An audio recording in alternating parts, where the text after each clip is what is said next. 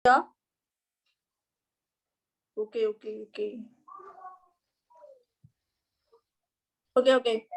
Bismillahirrahmanirrahim. Assalamualaikum warahmatullahi wabarakatuh. Selamat pagi rekan-rekan semua.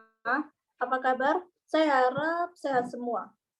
Pertama-tama, marilah kita panjatkan puja dan puji syukur kehadirat Allah yang telah memberikan rahmat, kesehatan, dan keselamatan bagi kita semua. Amin. Langsung saja, topik yang akan kami bahas pada presentasi di pagi hari ini adalah King Kong Cafe dengan produk bestsellernya yaitu es kopi. Pertama-tama, perkenalkan, nama saya Fianti Nur Amala dari Prodi S1 Manajemen kelas pagi B. Saya di sini sebagai moderator dan ada rekan saya di situ bernama Nuriatul Hairya dari Prodi S1 Manajemen sebagai pembaca pertama. Setelah itu ada Eli Mayada dari Prodi S1 Manajemen sebagai pembaca kedua. Setelah itu ada Mustafa Inalahyar dari Prodi S1 Manajemen sebagai pembaca ketiga.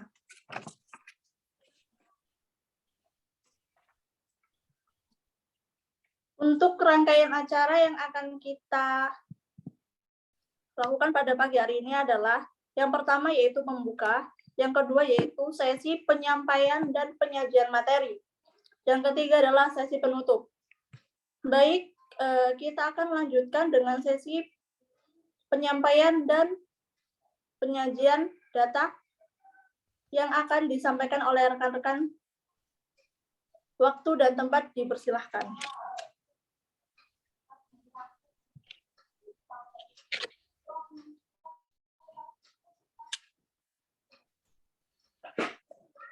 Next. Ayo, poin 1. Konsep positioning, differentiation, and brand dengan menggunakan konsep mapping.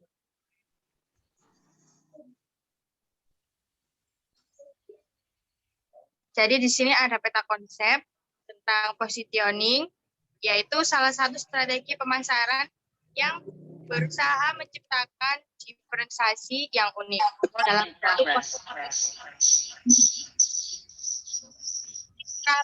atau yang lebih unggul. Ada juga brand, yaitu suatu tanda lambang, istilah, atau desain yang memperlihatkan identitas produk atau jasa. Ada juga differentiation, yaitu proses pembedaan suatu produk atau jasa untuk membuat lebih menarik terhadap suatu pasar sasaran tertentu.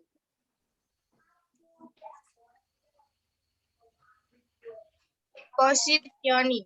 Positioning adalah strategi pemasaran yang berusaha menciptakan diferensiasi yang unik dalam bentuk konsumen agar terbentuk citra merek atau produk yang lebih unggul dibandingkan dengan pesaing lainnya. Positioning bisa diartikan sebagai strategi untuk menciptakan citra perusahaan, baik itu konsumen individu, perusahaan, maupun pemerintah.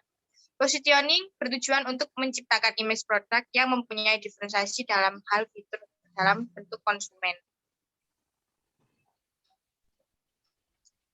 Ada diferensiasi. Diferensiasi produk yaitu proses pembedaan suatu produk atau jasa untuk membuat lebih menarik terhadap pasar tertentu. Pembedaan tersebut dilakukan baik terhadap kompetitor maupun terhadap produk lain dan produsen produk itu sendiri.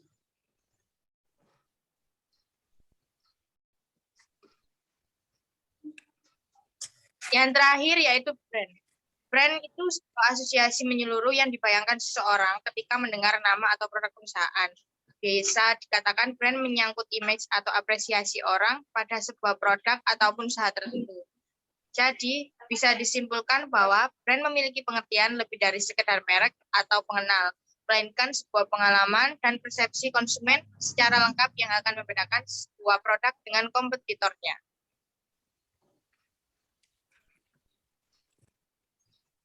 Poin 2, gambaran informasi usaha. Nama usahanya adalah King Kong Cafe, bergerak di bidang sebagai kedai kopi. Hal apa yang ditawarkan? Kenyamanan dan keleluasan yang ditawarkan kedai kopi menjadi daya tarik tersendiri yang membedakan kedai kopi dengan tempat nongkrong lainnya. Di kedai kopi kita boleh saja berduduk berjam-jam tanpa harus khawatir akan mendapat usiran dari pemiliknya. Di kedai kopi pula kita boleh makan sambil duduk dengan satu kaki, bahkan bila memungkinkan sambil tiduran.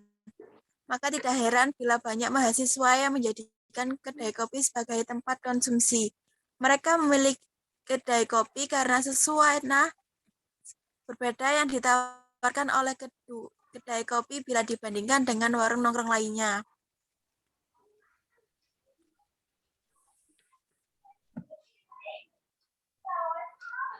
Latar belakang pemilihan ide usaha.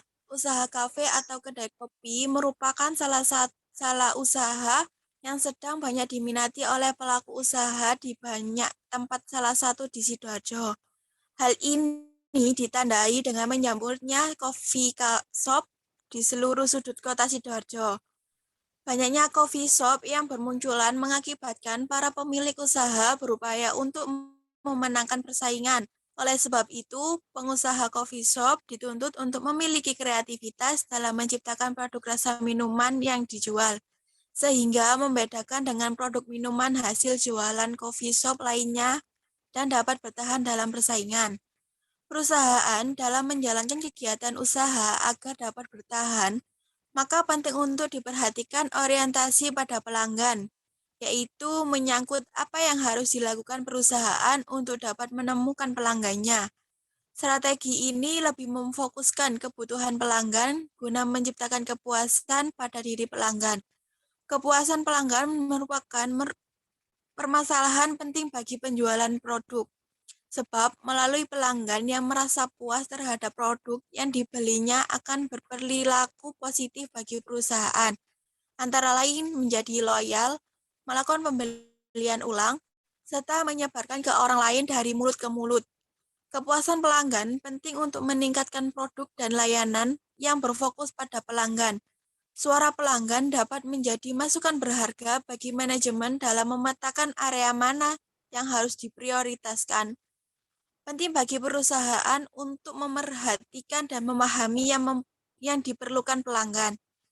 Faktor lain yang berpengaruh terhadap kepuasan pelanggan, yaitu kualitas pelayanan. Kualitas pelayanan merupakan hal yang penting dalam menyampaikan produk. Kualitas yang dimiliki oleh pelayanan adalah pelayanan yang terbaik yang diberikan karyawan kepada pelanggan, sehingga membuat pelanggan merasa puas. Pelanggan merasa puas terhadap pelayanan, otomatis pelanggan akan setia terhadap produk yang dibeli.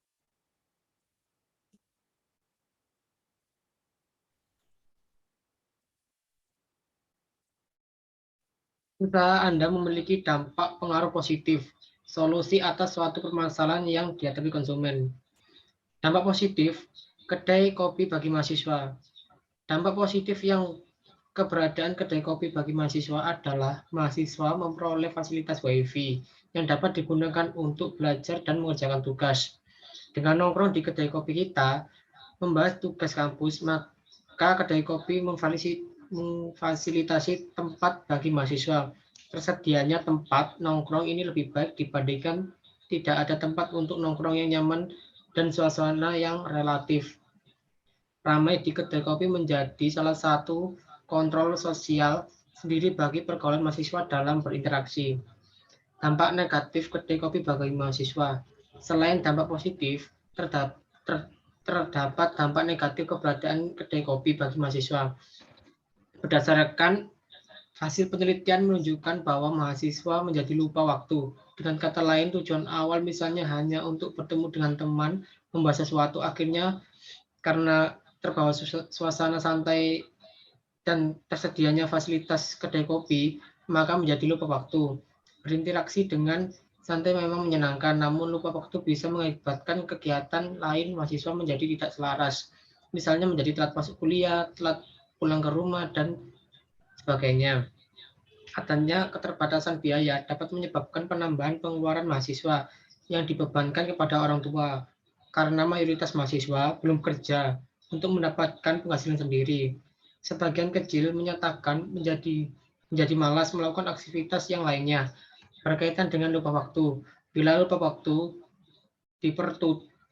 diperturut, maka akan menyebabkan mahasiswa menjadi malas melakukan aktivitas yang lainnya.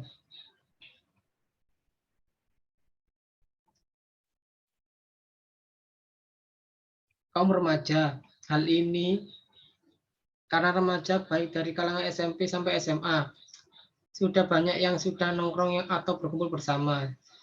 Sebuah lifestyle tersendiri di kalangan remaja, apalagi sudah tersedia banyak kedai kopi yang didesain menarik, sehingga tidak hanya difungsikan untuk tempat nongkrong, tetapi juga sekaligus sebagai tempat berselfie ria bagi para remaja. Hal ini karena para pekerja biasanya memiliki banyak pekerjaan yang harus diselesaikan setiap harinya. Hal ini pun mengharuskan mereka untuk tetap terjaga bahkan hingga tengah malam, dan kopi menjadi salah satu pilihan favorit para pekerja untuk menemani aktivitas mereka.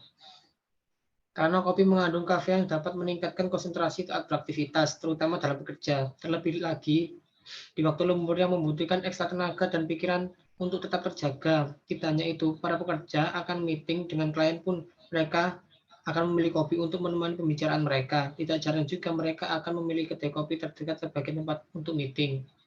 Kaum mahasiswa, saat waktu luang, para mahasiswa sering memanfaatkan untuk mengikuti berbagai kegiatan atau organisasi di luar dan dalam kampus. Bertemu banyak orang, saling mengobrol hingga akhirnya mencari tempat nongkrong untuk saling berbagi pikiran atau membicarakan masalah program kerja organisasi. Dan di bagian inilah, sebuah tempat nongkrong seperti kedai kopi dibutuhkan tidak hanya mahasiswa yang dijadikan sebagai banyak tugas. Bahkan tidak jarang, mahasiswa akan rela bergadang untuk menyelesaikan tugas-tugasnya. Selain itu, banyak mahasiswa yang sengaja pergi ke kedai kopi untuk belajar, terutama bagi mahasiswa yang memang memiliki kebiasaan belajar di luar rumah. Pada masa-masa ujian, mahasiswa dibutuhkan tenaga terjaga dan bergadang. Kopi biasanya cocok untuk menemani waktu-waktu tersebut.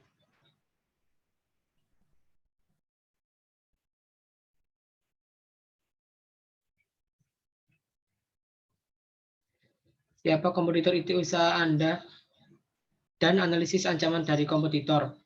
Kompetitor usaha kami karena zaman banyak yang membutuhkan usaha kopi shop. Analisis kami dari ancaman kompetitor adalah: 1. Mengenali seperti apa pesaing kita. 2. Monitor strategi sosial media pesaing.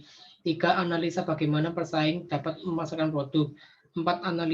Analisis tingkat engagement pada konten marketing pesaing.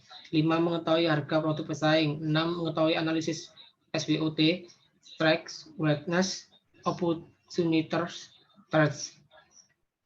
Diferensiasi apa yang bisa kalian tawarkan untuk produk kalian akan memiliki perbedaan dari kompetitor. Mengenali target pasar. Riset akan menghubungkan tawaran yang diberikan bisnis dengan keinginan calon konsumen. Cara ini akan menunjukkan pilihan diferensiasi yang akan melakukan agar tawaranmu lebih menarik. Membuat pembeda.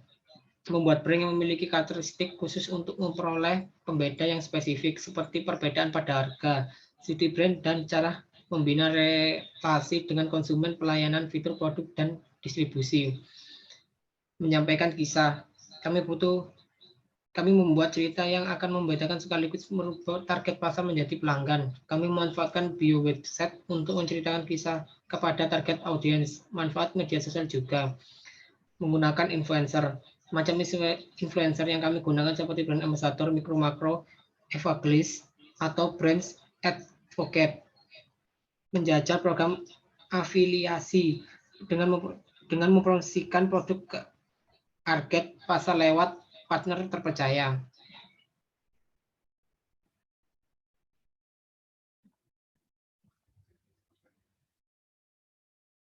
Buatlah logo sederhana ide usaha Anda serta penjelasan makna dari logo tersebut.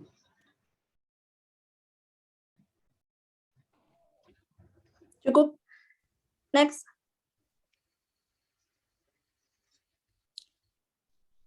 Filosofi dalam logo King Kong Cafe. Yang pertama ada lingkaran. Lingkaran tersebut melambangkan brand image yang sama seperti lingkaran, yaitu melindungi dan menggenggam. Setelah itu ada warna coklat yang dominan pada logo King Kong Cafe. Warna ini menunjukkan kehangatan bagi setiap pengunjung kafe, mencerminkan kesederhanaan pegawai, keramahan, serta kenyamanan. Selanjutnya ada SCTD 21. Kita mendirikan brand King Kong Cafe di tahun 2021. Selanjutnya ada gambar King Kong, seringkali diartikan sebagai monyet raksasa. Dan arti itu pun tak jauh beda dengan nama brand kami, King Kong Cafe. Agar produk kita, kafe kita, brand kita besar, tentunya melambung sampai penjuru dunia. Yang terakhir ada gelas cup, melambangkan tempat atau wadah. Penambahan pikiran, relaksasi, ketenangan bagi siapapun yang menyeduh hangatnya atau segarnya varian minuman di King Kong Cafe.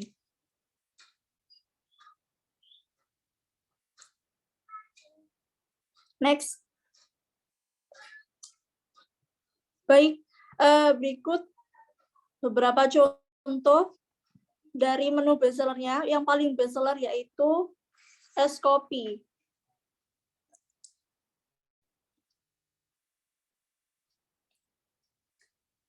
Oke. Sepertinya kita sudah sampai di penghujung acara ya. Demikian presentasi yang kami sampaikan. Terima kasih untuk rekan-rekan semua yang telah menyampaikan dan menyajikan materi pada pagi hari ini. Beribu-ribu maaf kami sampaikan kepada penonton apabila banyak kesalahan dalam penyampaian materi. Terima kasih. Wassalamualaikum warahmatullahi wabarakatuh.